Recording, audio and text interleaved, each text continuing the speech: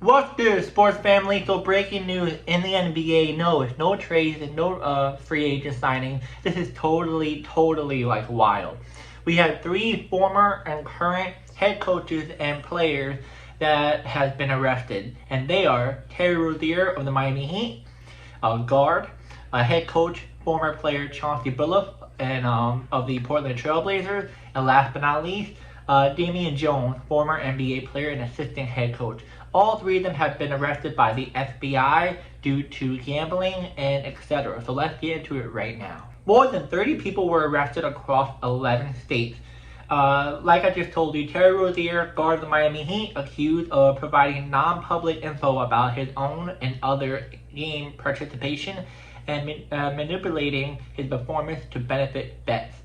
Head coach Chauncey Billups of the Portland Trailblazers and former player, accused of being involved in a separate poker rigging scheme tied to organized crime. And last but not least, Damian Jones, former NBA player and assistant coach, charged in both sports betting and poker schemes. So here are the specific allegations. Terry Rozier, as you guys know, Rozier was involved in a investigation last year during the season, towards the end of the season, about betting, but there was really not any evidence, so we ended up letting him go, and he was good. But Terry Rozier was accused of tipping that he would leave a game early of March 23, 2023, versus the New Orleans Pelicans, which he did after 9 minutes, yielding only 5 points, 4 rebounds, and 2 assists. His early exit matched his under stat line. Insider allegations gained private information known by NBA players or NBA coaches about game participation, which they passed to bettors for a flat fee or a share of winning. The scheme covered at least 7 NBA games between March of 2023 and March of 2024, involving teams like the Hornets, Magic, Trailblazers, Lakers, and Raptors. Wow, it's a lot. In the poker rigging case, defendant allegedly used technology shuffling machines that could read cards, contact lenses, glasses to read market cards, X-ray table to cheat players. Victim lost at least $7 million in rigged poker games since April 2019. One victim allegedly lost $1.8 million alone. Wow.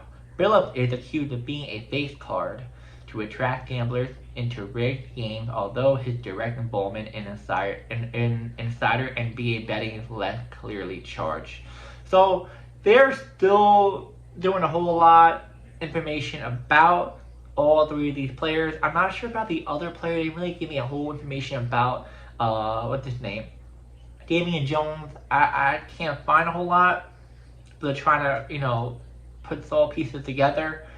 But it's a lot of information. I can go on and on and on. I'm trying to give you guys a cut, short, sweet answer of what's going on. So, the overview. NBA insider betting rings where players and coaches leaked or exploded confidential game info to profit from bets. A rigged high-stakes poker and gambling network secretly controlled by the New York Mafia family. Over 30 people were arrested across 11 states, including NBA figures like I just told you. So you're wondering which Mafia family was involved. The Bonanno family, Lucchese family, Gambino family, and Genovese family. The only family that wasn't involved is the Colombo, which we're not sure if they missed the ship or they backed out because they're like, this is a little bit too risky. But let's talk about the Bonanno family. Provide muscle and collection of debt. That is their alleged role of the scheme. Key detail of them. Members reportedly enforced gambling debt through threats and intimidation. Lucchese controlled parts of the illegal poker circuit. Oversaw operation in New Jersey and parts of New York City. Received a cut of the poker profit. Gambino family handled laundering of poker proceeds. Used shell companies and cryptocurrency wallets to move winning from rigged games. Last but not least, the Genovese crime family, linked to technology side of cheating and operation, helped prosecute and install modified shuffling machine and X-ray card tables in private clubs. So the FBI estimates roughly They say $7 to $8 million in total fraudulent poker winnings, laundering through offshore betting sites, and etc. But it sounds like it might be more than that. I feel like they're not telling us the true amount because it's crazy. They said it's not millions, it's more than millions, so I'm guessing it's more than $7 to $8 million for sure. More like 50 million, maybe 100 million. Who knows? But I know way more than 7-8 million. Now, I'm gonna give you guys a little bit of how the poker scam works. So I kind of told you a little bit, but not really. Poker nights were hosted in luxury hotels or private residences from Las Vegas to Miami to Manhattan.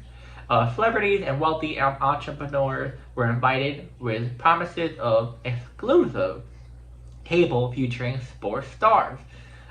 Cheating devices include, like I said before, market cards visible only with and lenses, lenses that you can look through, contact lenses for your eyes, I think, or the glasses, whatever, glasses.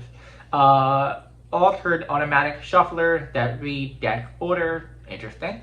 Hidden camera feeding data to accomplice, my apologies, with real-time odds. So hidden camera is supposed to help you know how good your odds is. I don't know, I've never heard that before. Mafia associates acted as security or host, ensuring big losses were paid and that no one exposed the setup at all. Now, as for charges filed, right now, these are only the charges that are shown right now. We're not sure there can be more added, maybe less, who really know, but this is what I found right now. Wire fraud, conspiracy, money laundering, conspiracy, sports bribery, participation in illegal gambling business, and last but not least, racketeer influence and corrupt organized act, RICO charge, linked to the NBA individual, to the Bonanno, Lucchese, Gambino, and Genovese family. Now, as for the NBA team responses, the NBA placed both Rozier and Billups on indefinite leave. The Trailblazers appointed Tiago Splitter as interim head coach, but I think that's for now. I'm not really completely sure. They might choose someone else, but it sounds like he might be the coach. It all happened this morning, so this is just what most I would say 90% of the stuff is correct, and I'm telling you, the other 10% is just little bits of head coaches or what the NBA is going to do. So those are just up in the air right now. But also, the NBA PA player union stated that it supports a full and fair process, but condemned any conduct undermining competitive integrity. Sportsbook include DraftKings and FanDuel suspended certain NBA prospects while the investigation continues. So why this is historic? First confirmed link between organized crime and active NBA personnel in over 40 years since the 1981 mob-influenced point-shaving props. Federal officials called it a converge of modern sports betting and a traditional and organized crime.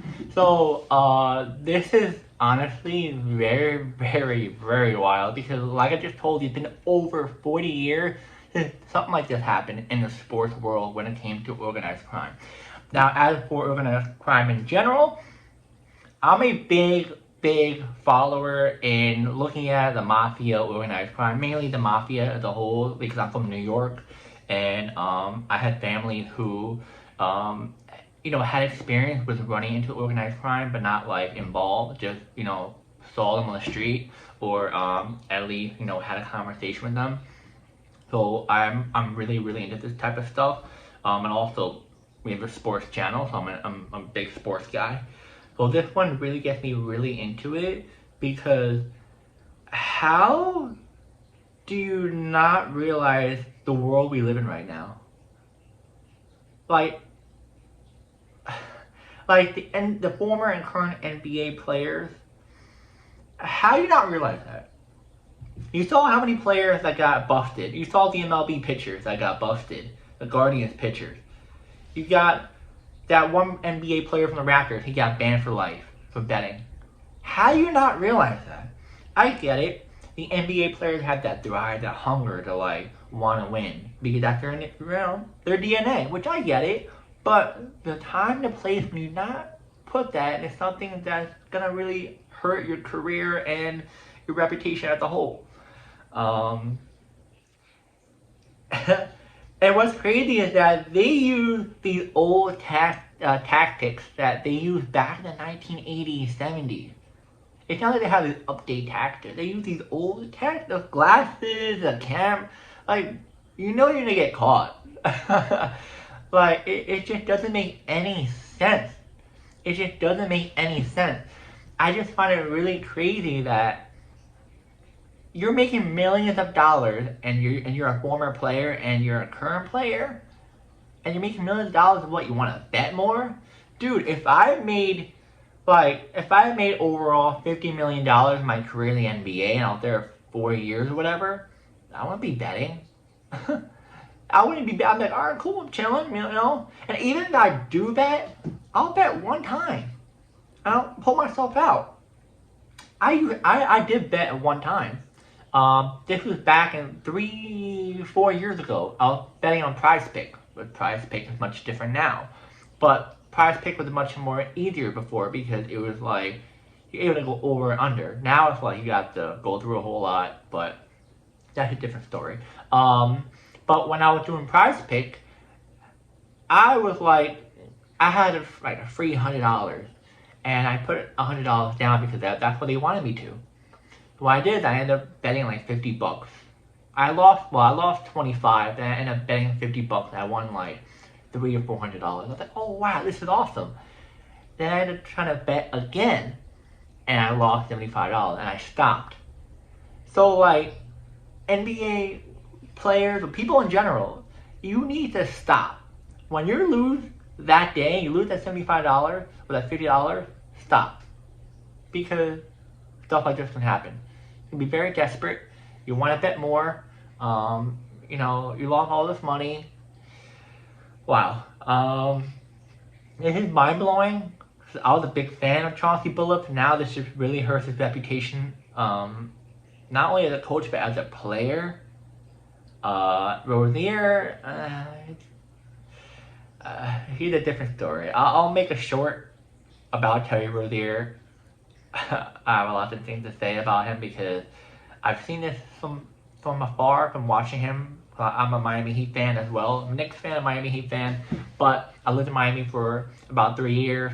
Miami's like my second home. And even when I saw him play, it was like, this dude seems like he's not really giving a crap. He doesn't, you know? But even on TV, I'll watch him, I'm like, bro, what is he doing? So, stay tuned for the shorts. I'll dive into more about Terry Rozier and what I've seen, and it's obvious. But yeah, as for Damian Jones, there's a little information about him. We don't know a whole lot about it, but this is all just up in the air. We don't really know what's going on. This is just what we see right now. We just gotta get all the evidence in place, and we'll just gotta wait and see what happens. I'm not sure how long it's gonna take. It might take a day, it might take a week, it might take a month. I think it'll take a week or two because, you know, there definitely was an informant. If you guys know what an informant is, it's someone who cooperates with the FBI, the NYPD, and tells them what really happened. So, yeah. We just gotta wait and see what happens next, and we'll see what the NBA does, what the teams does, what Sportsbooks does next. And yeah, see you guys later on.